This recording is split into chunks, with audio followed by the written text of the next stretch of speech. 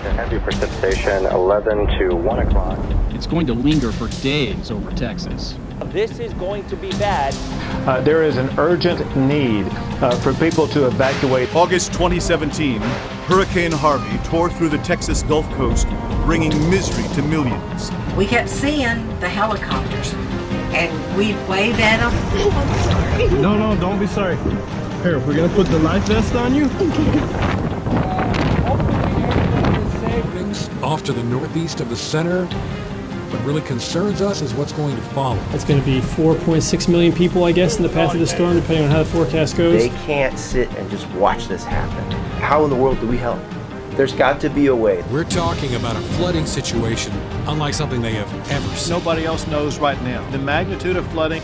First thing we're going to do is save lives. Houston's underwater right now. They've got like 50 inches of rain, and they usually get 50 inches of rain like in a year. We're surrounded in houses and homes, so not the best spot to have a mature bull alligator. Okay, don't jump down, babes. Kitty, kitty, kitties. That sucks. That is a pretty house.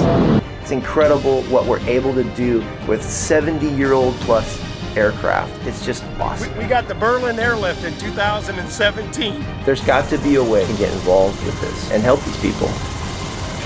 This is the story of Hurricane Harvey's heroes. Hurricane Harvey, a Category 4 event, sweeps in toward the U.S. and makes terrifying landfall in Texas. Every storm is different. Every storm has a personality. I think that's part of the reason why they give them different names. We're the biopsy of that storm. We can give you that sample that tell our experts at the Hurricane Center what the storm is, what it's going to do. It gives you the complete sample of that hurricane. The critical decisions our leaders have to make depend heavily on the Reserve Citizen Airmen and their collection of data that makes that forecast more reliable. We were up here on the 4th floor when we were experiencing Category 4 force winds. Look out here into the stairwell. We came up and down this multiple times. It's gone. With information from the airborne storm chasers, the Federal Emergency Team prepare for action. What happened is a cataclysm that really has not been seen in this part of the Texas coast for years. This is entirely unprecedented rainfall. The National Weather Service actually had to put more colors into their rainfall map to accurately map the amount of rain that's fallen as a result. This is an event unlike any other we've seen on the Texas coast, and it's an event that we are here to do anything we can to provide aid and assistance for the people of the Lone Star State. 56,000 911 calls pour in over 15 hours. 130 mile-per-hour winds tear through the south of Texas. Power lines are the first victims. Their destruction plunges 125,000 homes into darkness and fear. As the waters rise at record rates, the race is on to get to the most vulnerable and those at risk. FEMA teams take control as Hurricane Harvey explodes into a full-blown disaster. The armed forces are rescuing those desperately in need, but it falls to the Texas governor to tell his citizens the worst. I strongly urge all Texans to heed warnings from your local officials. And I also urge that you immediately follow evacuation orders for all impacted counties, particularly in the Corpus Christi and Houston areas where the storm surges and flooding from Hurricane Harvey are most likely. Please take all necessary precautions to save your life and to minimize risks. This storm obviously is kind of a once-in-a-lifetime thing. We've never had an event like this on this kind of scale. I mean, it's completely different than Sandy. It's completely different than Katrina. You know, just the massive amount of water that fall and flooded in that area. A major city like Houston. You know, I don't think we've ever had anything of that scale. The combination of tidal surge and extreme rain had flooded Rockport and Houston, the tide spilling out into the surrounding area. 30 inches of rain forced the surge waters on, drowning towns, villages, and communities in their way. Terrified locals had seen storms come and go in the past, but nothing like this. Those who stayed to sit it out now find themselves surrounded with no power, no lights, no roads, and little food or water.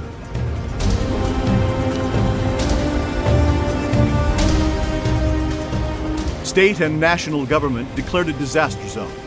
The military and civil rescue teams were scrambling into action, but they themselves were pinned down by Harvey's aftermath.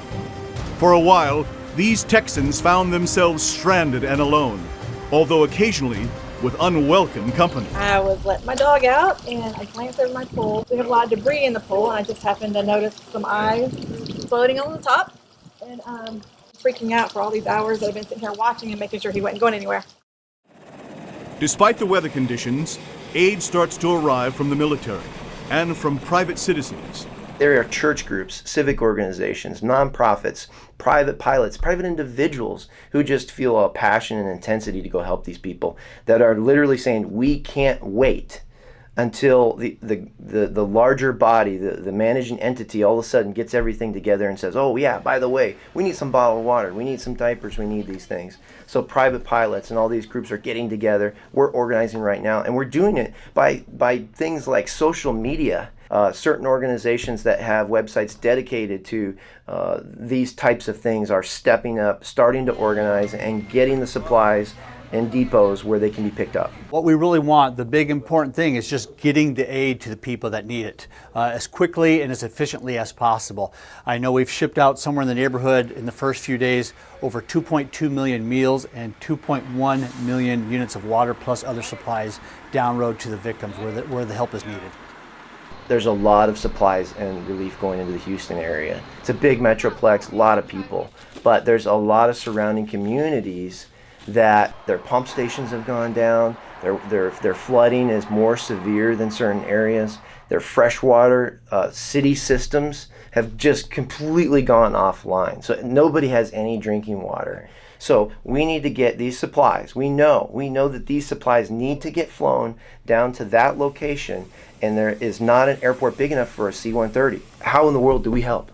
There's got to be a way that the Commemorative Air Force can help these people.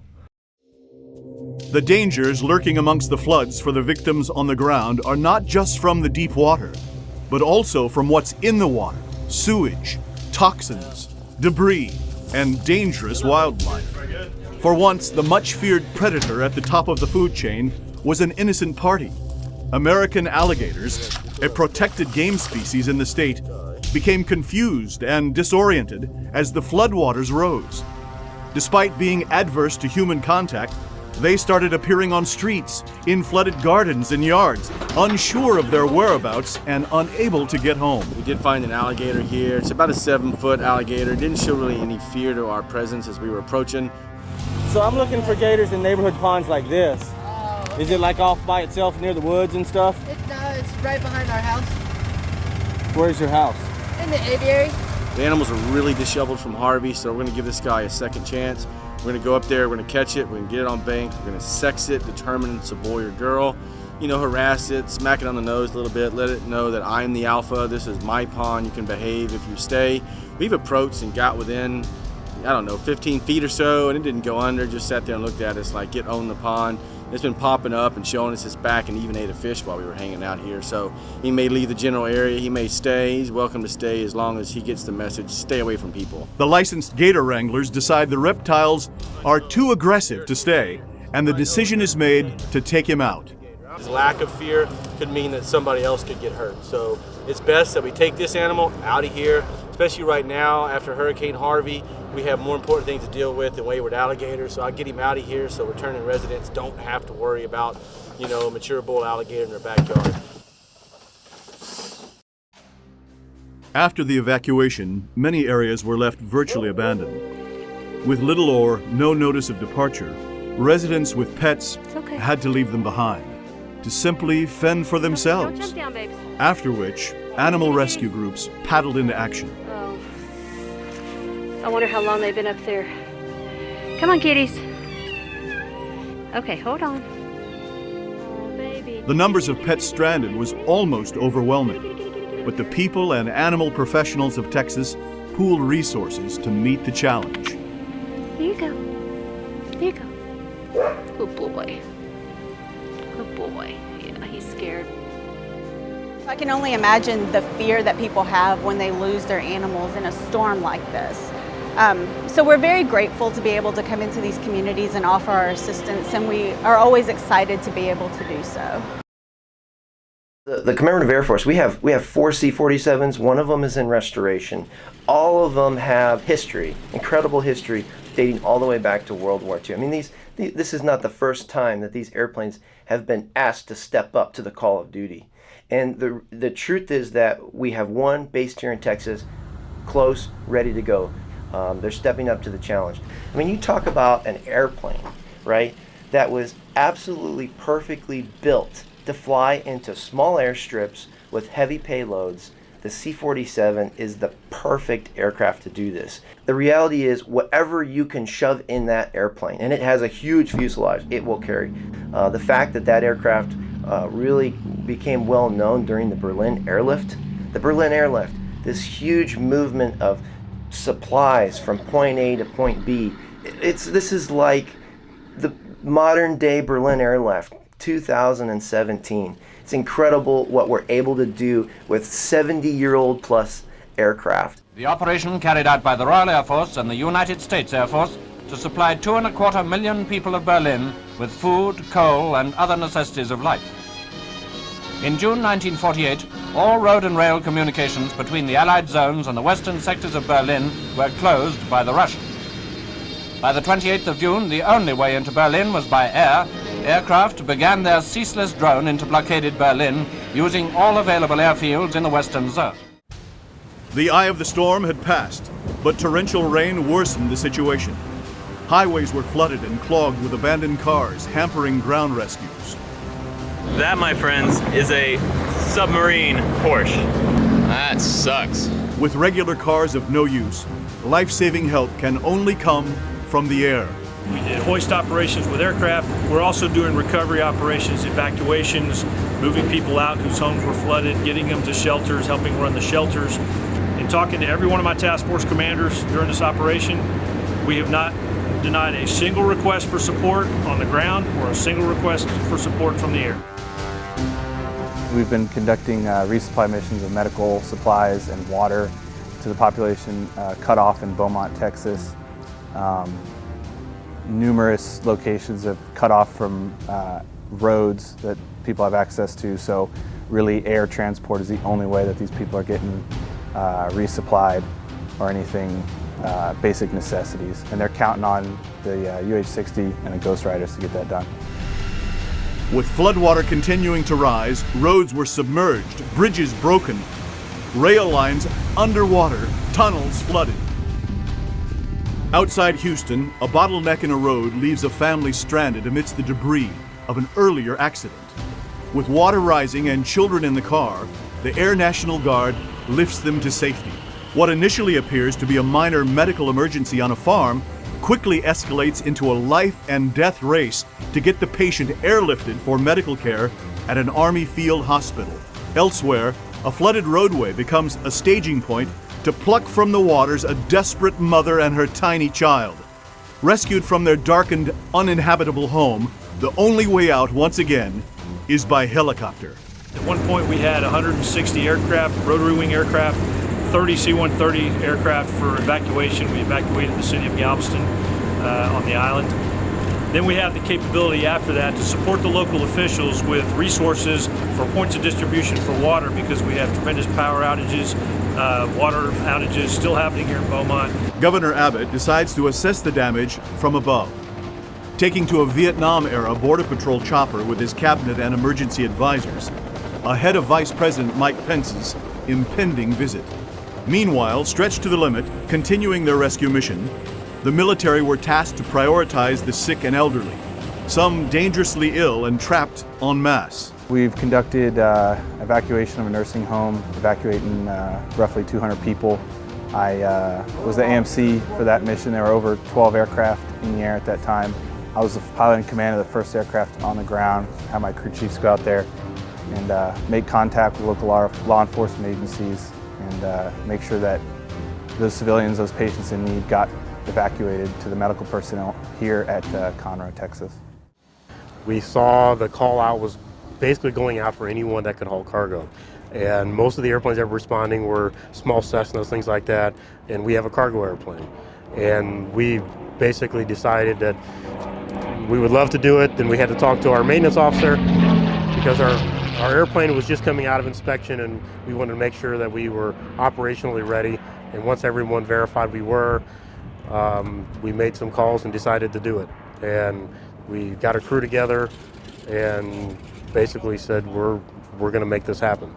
I was contacted on the way home by our operations officer, David Norden, and he asked me if I would be willing to make my way over to Burnett to pick up the Bluebonnet Bell to fly down to the Southeast Texas area to fly some missions.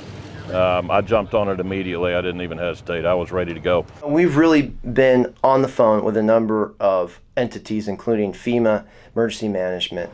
They're dealing with the situation at large, which is saving lives. And that, first and foremost, is what needs to happen first. They need to get people off of rooftops, high water rescues. It's all happening right now, and that's their priority and focus. One of the most profound things that we have observed in the aftermath of this horrific, devastating storm has been both the resiliency and the way that Texans have been united, supporting each other. We should laud and applaud the incredible efforts of our first responders. But when you look at the average everyday Texan, neighbor helping neighbor, it's been nothing short of remarkable. The last thing I got on my cell phone was 12 something, and it said it was fixing to hit a Category 5, and it was straight headed for Rockport. And I told Randy, I said, we're not gonna make it. He goes, yeah, you are, Mama. Yeah, you are. I'm sorry. No, don't be sorry. Sorry. Near a service station, a young woman has abandoned her car for fear of drowning. But now, she's in more trouble. Hold on! Here, we're gonna put the life vest on you. Okay. First.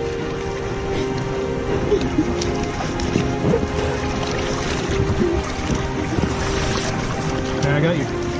Don't worry about it. Clinging to a post, she's in shock, confused and lapsing into deadly hypothermia. I'm gonna snap it. Cold? You alright? Alright, try to climb in this. I'll push you up, alright? 1, 2, 3. Still clutching her car keys, she finally is dragged to safety. The aircrew deploying a children's raft, a rope, and local help to save her life. You okay? You hurt? Are you in here? Biggest mission is to be able to get the individuals that have been affected by the storm and get them somewhere safe, give them a bed, clean place, food, basic shelter. And now we're moving folks as fast as we can. I'm just happy to be out of it, and we're moving on and going somewhere that's better and safer. That's what I'm appreciative about, getting my son out of it and these little children. Where accessible, the Army were undertaking the huge task of delivering emergency food and water. Their supply chain under the greatest pressure. We have hundreds and hundreds of trucks, active duty trucks, National Guard trucks, all commanded in the JOA here to be able to help the citizens get out of danger, get safe, secure, and then the ones who stayed, we either provide them evacuation capability, additional resources because they don't have water or food. We have pods giving them water, food, ice, just to sustain them until the utilities and the infrastructure can come back. This is not necessarily the primary mission and focus of the Commemorative Air Force. We're not a relief flying aid organization. But I tell you what, when literally within 200 miles of our home base of the Commemorative Air Force, we have Texans who are suffering under water, under no electricity, no food, they need supplies. There is no way. We have a duty to respond as Americans, as Texans. So this organization absolutely 100% is committed to step up and make sure that we provide these relief flights. So Bluebonnet Bell was built in Oklahoma City in 1944. She was sold through the Lend-Lease Act to the UK and flew for the Royal Air Force. Eventually it was sold into civilian world where it flew cargo. In the early 2000s we acquired the airplane and converted it back to a military configuration. She's a flying museum basically. Our concept is we don't want people to just see an airplane roped off. We want people to actually fly on them, hear them, smell them, touch them, experience what it was like.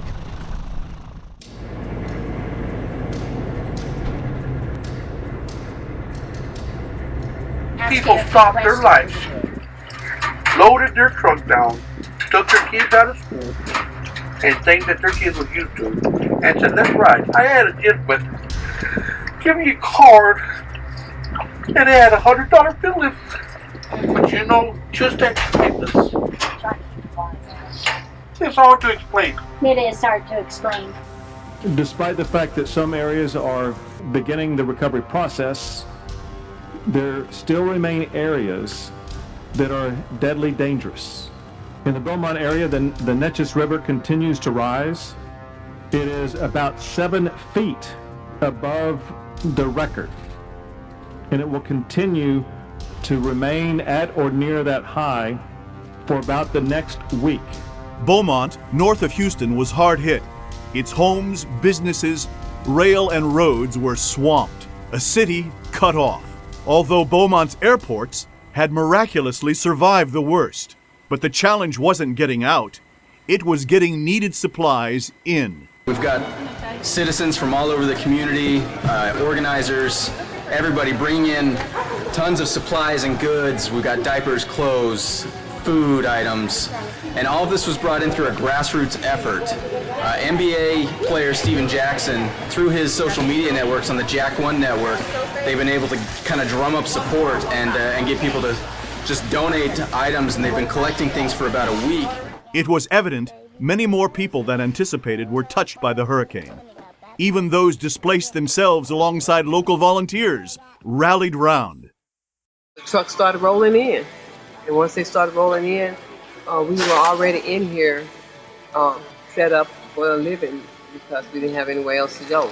And so we just decided we'll just go ahead and use this for the distribution place and let them come here and get their supplies because everybody needed cleaning supplies and clothing because they lost all of that. Everything is mold in your house. And so here we are today. Volunteers included a steady stream of pilots in small 3- and 4-seat aircraft able to take limited loads. But it was evident what was needed was bulk transport. You know, David says there's stuff over there, so... At the CAF, the proper authorizations have been obtained to use Bluebonnet Bell, their 70-year-old C-47 transporter. Now, it's a technical and logistical race against time to get her properly serviced, crewed up and underway to Georgetown to pick up their donated supplies for the flood victims. I was fortunate that my family was safe, my home was dry, but when you turn on the TV and you see the thousands and thousands of other people whose homes are underwater, that are unlivable anymore, they have no place to go for basic needs. It really didn't take much to make a decision to go help. And it wasn't just us. There were thousands and thousands of other Houstonians, people with boats, people with small airplanes that were out trying to help. We were simply fortunate that we have a piece of equipment like the Bluebonnet Bell that can carry a large amount of cargo into very small airports and is very capable of doing that. These are older engines. There hasn't been any parts built for these engines since 1965. So what we're looking for is no more major oil leaks than what it's already leaking. So we pull them slowly by hand through so we make sure that they're clear.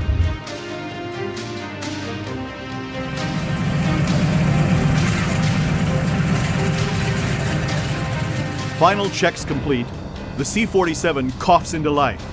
Its veteran crew on board, and the Bluebonnet Bell makes its way to the runway for the start of its first relief mission in 70 years.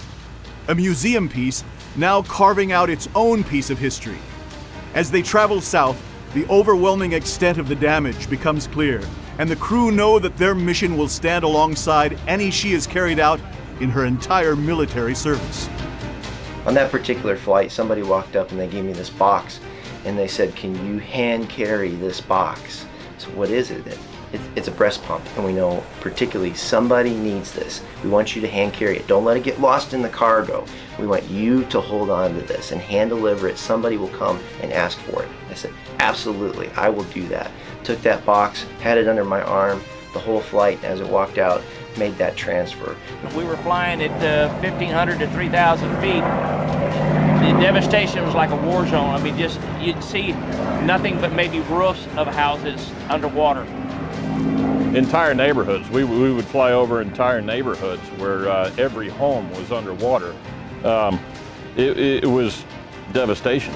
What we realized when we got there was the places we were going were essentially landlocked. The roads were out, which is what made us unique there, is we could fly things to places that trucks couldn't go.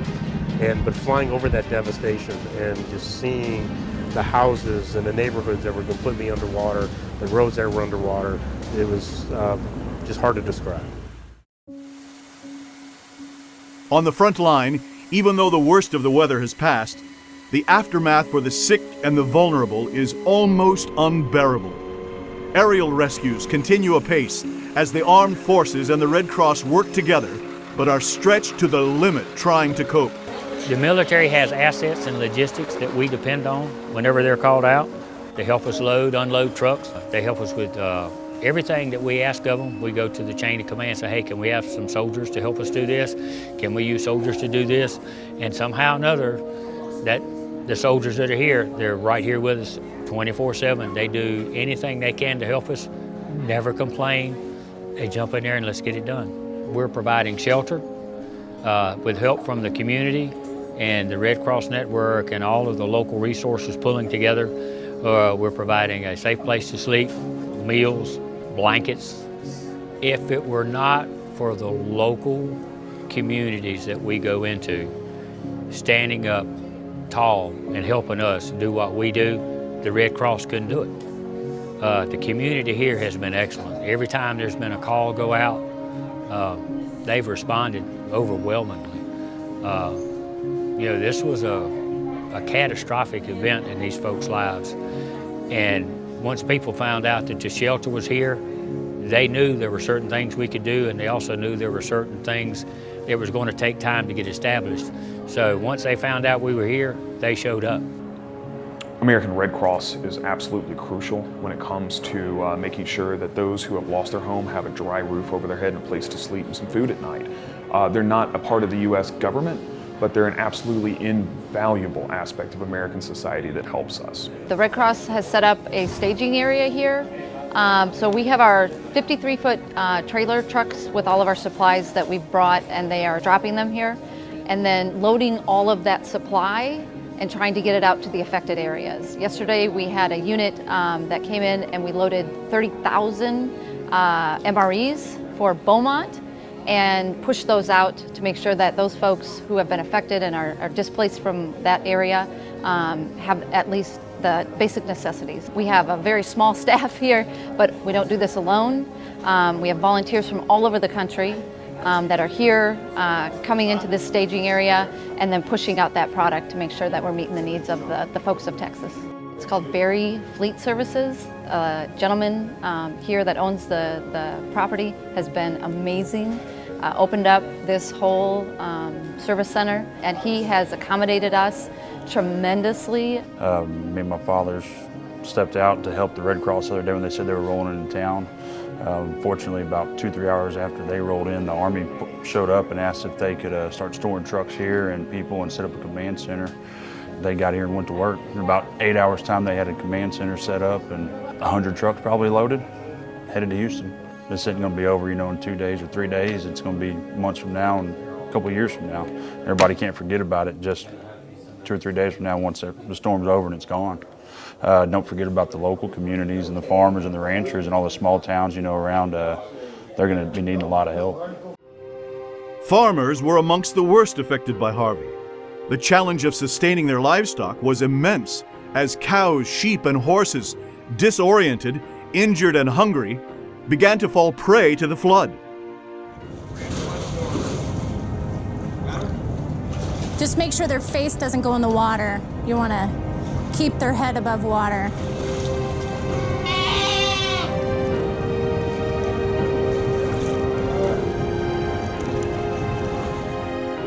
For one of the equines, there was at least one glimmer of hope.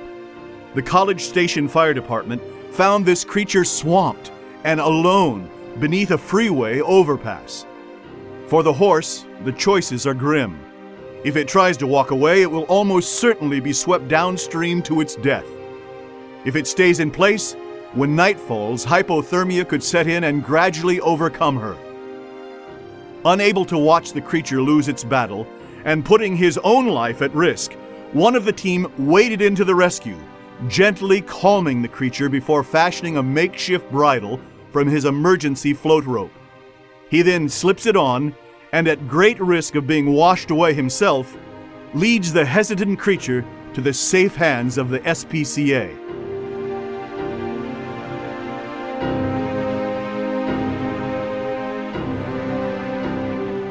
A small gesture, a great act of bravery, but to the owner, this may have been the difference between rescuing nothing from the hurricane and having at least something in their life to cling on to. The first half of the hurricane experience was along the coast up into Houston, helping with the search and rescue staging areas for FEMA around Houston, and then in staging and helping with the large animals and the small animals impacted from Houston south.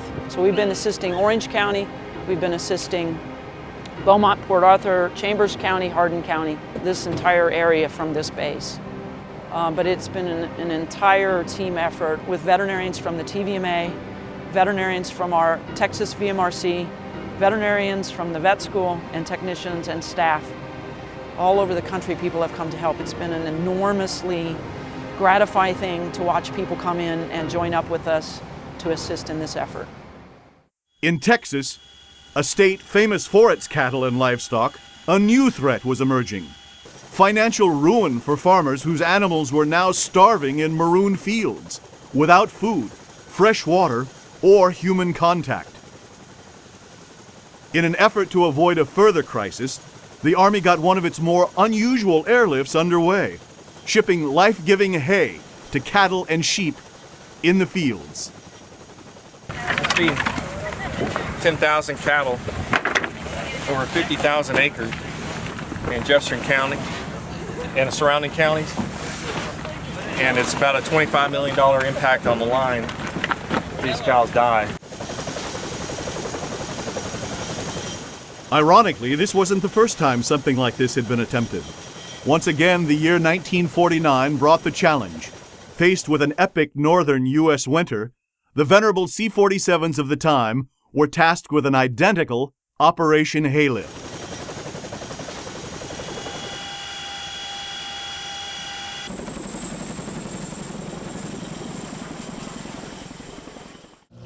Having dealt with the threat of other large, dangerous alligators roaming neighborhoods, the gator wrangler turns his attention to the younger, smaller, more aggressive creatures.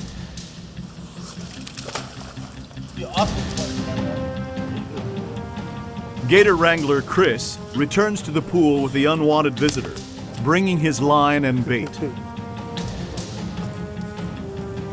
want me to hold that pole?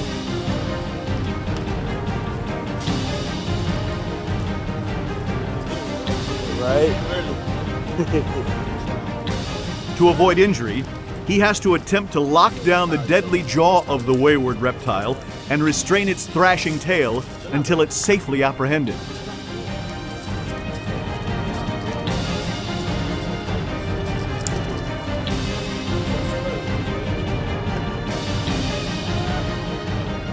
Despite its efforts to flee, the little reptile is finally captured and can be relocated safely to its natural habitat.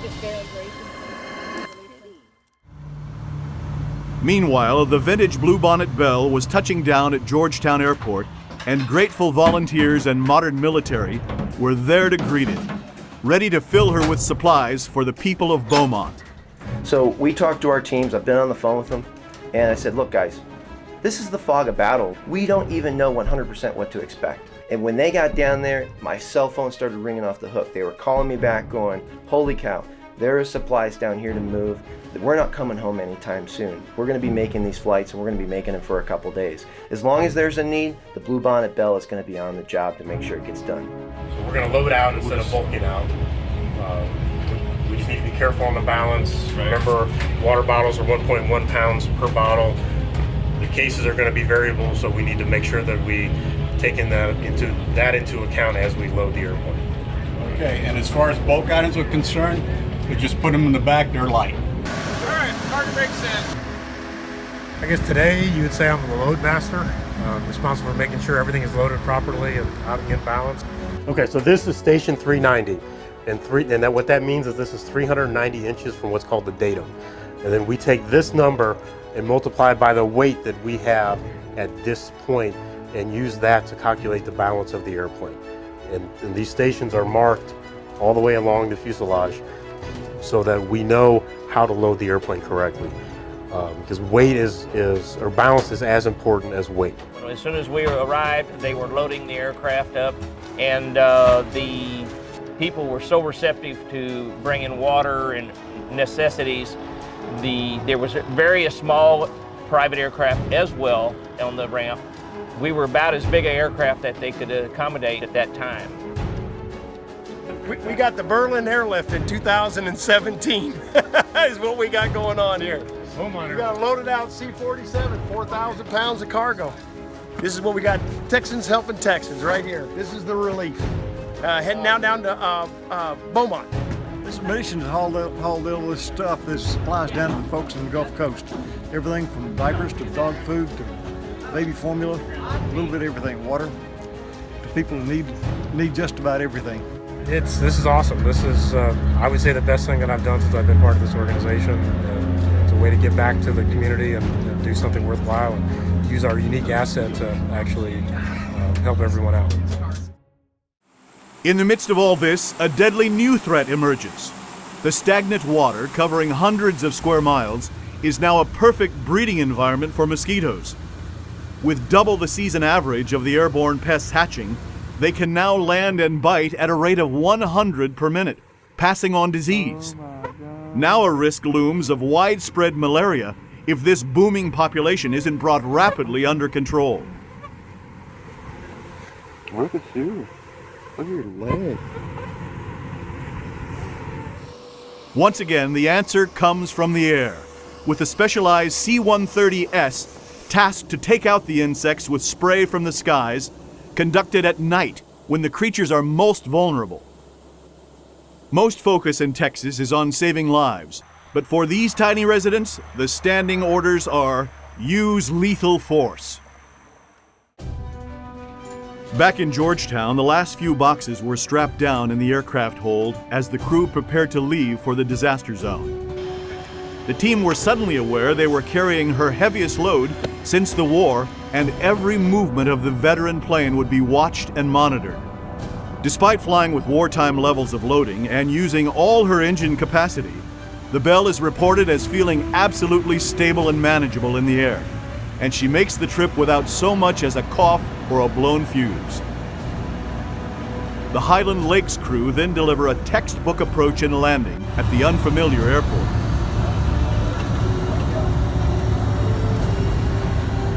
We were thinking that it might be one flight up and then we come home.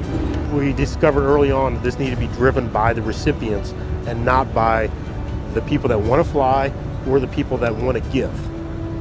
We appreciate people that want to give things, but it isn't necessarily what the people need.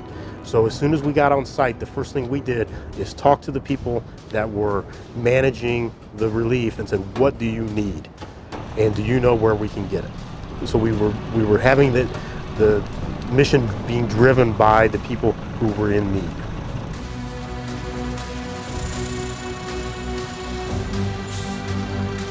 Lots of National Guard individuals there doing, helping us unload, because we would have never got out as quick as we did without 20, 30 young men. They'd back a truck up, or they would put palletize and we would offload the pallets, and as soon as we got turned around, we go back to Conroe and pick up another load. So we land in Beaumont, a huge response, everybody's glad we're there. And I see the airport manager walking across the ramp, and man, he is huffing it and he looks serious. And I'm going, oh man, they're gonna like hook this thing up to a tractor and like, you know, tow it off into the ditch or something and say we're in the way. And he comes over there into our civilian coordinator, he's talking, and you can tell it's kind of a heated discussion. And finally the discussion ends, and I go over to our civilian coordinator and I said, what's going on? Are we in the way? What's going on? He goes, oh no, quite the opposite. He said, the Army has basically said that they are commandeering this load because the people in the terminal on the other side of the airport are in such need right now as they wait for their C-130s to get out of town, that this load is not going to the group that thought they were going to get it. Instead, it's being literally taken by the National Guard to go across the airport. So soon enough, I mean, literally, this truck comes backing up, this military big flatbed truck, and about 20, GIs jump out, and these guys are offloading the airplane, and away they go. Once the immediate supply crisis at the airport is addressed, the remainder of the Belle's precious load is deplaned and shipped into the city, where it's critically needed. The crew can't rest, however. She's fueled, checked, and turned around, headed out to leapfrog around other airports collecting supplies as she goes.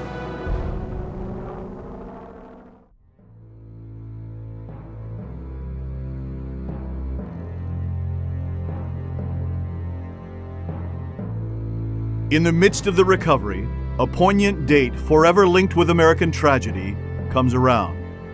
The troops, workers, and volunteers fall silent as they remember the events of 9/11. Pledge allegiance to the flag of the United States of America and to the republic for which it stands, one nation, under God, indivisible, with liberty and justice for all. Air Force 56, ready! September 11, 2001. The day that shook America is also a day that united America. Greatness, America's demonstrated how we come together in the face of tragedy. America's response to Harvey continues that proud legacy of Americans helping Americans. Please take a moment of silent reflection.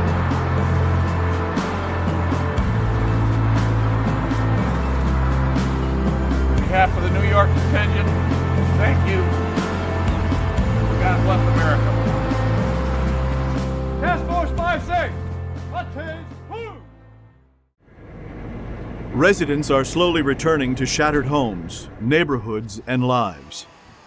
Having entertained officials from the White House, the governor now speaks to his people again. Yesterday, I had a very productive visit with the Vice President of the United States, Mike Pence. We met in Corpus Christi and toured around that region, as well as Rockport and over to Victoria. We had the opportunity to meet with people whose homes have been basically turned into rubble. We got to shake their hands and hold their babies as they were going through the repair and removal process. The Vice President and I even helped to carry away debris that is stacked up in their yards. And the most incredible thing that we observed was not the rubble, but the resilience of strong-hearted Texans who were just happy to be alive. We had sewage come up through our showers and our bathtubs.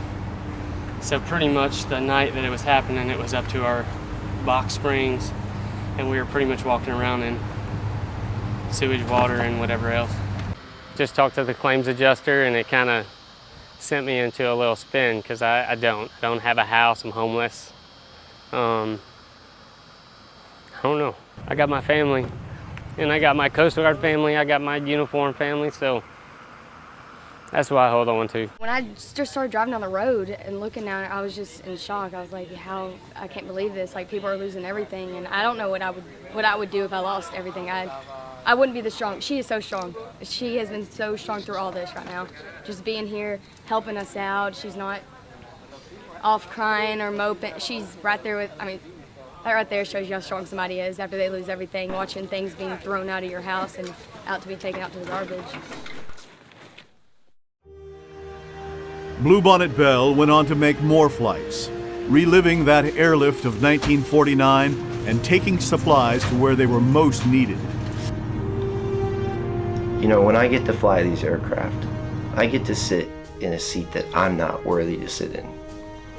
Because there were so few who gave so much for the history of our country and the protection, the freedoms we deserve. The truth is that our world was in great turmoil during World War II. And the men and women of our armed services at the time, in the 1940s, stepped up and said that I will go, and I will do something for my country. When this hurricane came through, and we were watching the images on television of these people in such need, the truth is, our organization, our volunteers, couldn't help but step up and say that I'll go too. And this organization should be awfully proud of what we have done here, that we stepped up to the challenge, that we sent our aircraft down there, and we completed the mission. It's been a great opportunity to take an airplane that was designed to do exactly this and put her back to work again, rather than just bringing her to air shows and showing off. So it's been a tremendous uplift for the entire crew, and not just for the crew, but for the entire support staff back in Burnett. We've got a team of about 70 people in our squadron, and every single one of them contributed to this. The crew's tired, I'm tired.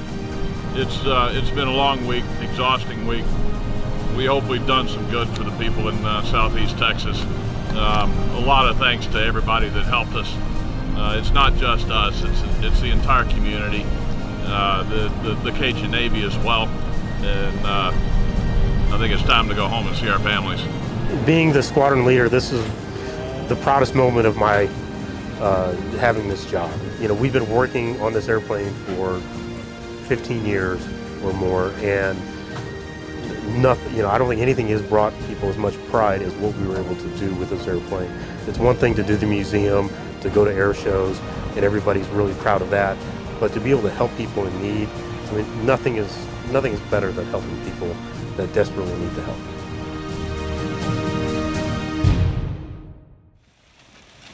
The effects of Hurricane Harvey will resonate for years. Thousands are homeless, but at least some are returning to relatively good news. Well, looks like our house survived. We're incredibly lucky. We're going to spend the rest of the day taking the boards off the windows and just cleaning up the house, and we'll check back in with you. I mean, it's really incredible to see the human beings, this humanness of just wanting to help people, and the devastation, people completely displaced. I mean, can you imagine, just everything you own is now gone, trashed. Just seeing the devastation, you know, was really heartbreaking. For all, the effects of the second greatest weather catastrophe in American history will never be forgotten. But equally, they will recall a community that pulled together and the salvation that came, in large part, from the air.